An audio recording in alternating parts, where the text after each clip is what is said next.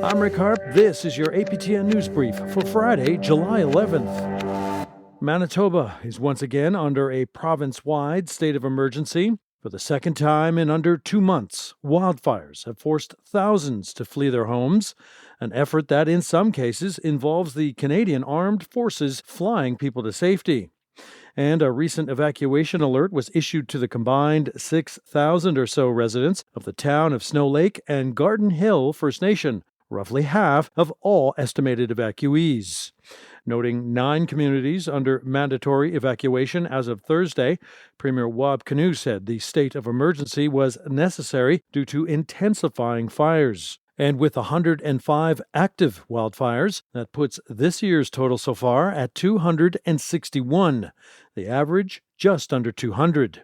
Kristen Hayward is with the Manitoba Wildfire Service. She says the amount of forest burned this year is the worst in decades. The area burned as of July 8th was just over 1 million hectares. The 20-year average to that date would only be 94,000 hectares. So what we're looking at is somewhere in the neighborhood of nearly 11 times the 20-year average for hectares burned. This is the worst year in our 30-year electronic record. So we have records going back to 1995. And the area burned is the worst that we've seen in all of those 30 years. The second worst was in 2013 when we burned just over 720,000 hectares. Turning to an update on a story we brought you last month about the fatal police shooting of a dog on Swan Lake First Nation, some 150 kilometers southwest of Winnipeg. Back in June, an officer with the Manitoba First Nations Police Service went looking for a man at a Swan Lake home. He was told to come back with a warrant by the man's girlfriend. And as the officer was leaving, the family dog, a Rottweiler, bit him. Returning with a rifle, the officer then shot the dog, killing it. Now, APTN News has learned that the IIU, the Independent Investigation Unit of Manitoba, has been called in by the police service to look into the incident. A highly controversial tax cut bill has just become federal law in the United States, a bill that also greenlights the opening up of a highly sensitive Arctic area to oil and gas extraction. With more on the reaction, Sarah Connors. It's what U.S. President Donald Trump proudly calls his big, beautiful bill. But for those fighting to protect the Arctic National Wildlife Refuge in Northeast Alaska, there's nothing beautiful about it. We don't take this lightly at all.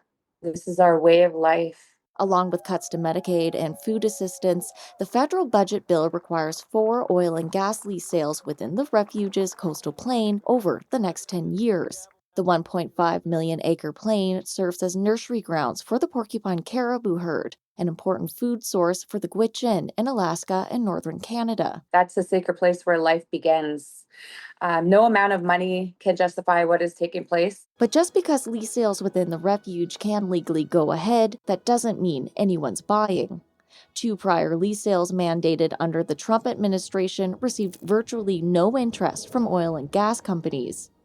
The only company currently holding leases is an Alaskan state corporation, which owns 7 tracts of land covering more than 300,000 acres. This conservation group says development of those leases, or any others, will be an uphill battle. That company does not have the ability to develop those leases on its own. Any lease sales that happen outside of that are going to be leases that are outside of the zone of interest for any oil companies. But for the Inupiat living in the North Slope borough, oil and gas development on their homelands comes with economic benefits. Tax revenue from infrastructure on the North Slope is reimbursed back into the borough's 8 communities, helping pay for things like roads, schools, and hospitals. This organization advocating for the Inupiats' interests believes responsible oil and gas development is possible. The last few years, it seems like we're finally making progress with respect to this bill being signed. As for the Gwich'in, the fight to protect the sacred place where life begins is far from over. This is our way of life, our traditional way of life, and we will do whatever we can to protect our land. Sarah Connors, APTN National News, Whitehorse. Montreal's public transit system has reintroduced so-called anti-loitering measures for its underground metro. Savannah Craig now on how the policy's renewal is expected to impact those who take shelter there. I'm not sure that I'd want to lay here too long. This bench is just one example of efforts made by the City of Montreal to discourage the unhoused from sleeping in public. No, not for sleeping. One example of many in the city. What we have here is a large, tall new ventilation system that was just installed this year. And this used to be a vent that blew heat right down onto the ground, and a person could, even in the winter, just by sitting under the vent, stay warm. David Chapman is the executive director of Resilience Montreal, a homeless shelter with a large number of clientele who are Indigenous, some even second-generation residential school survivors. This is an example of some of the measures that are put in place to just sort of steer the unhoused away. This is not only seen in redesigning public spaces, but policies too. Montreal's transit system, known as the STM, reintroduced a move-along order on June 18th. This order gives special STM constables additional power to respond and remove those who are occupying the metro and not using it to commute.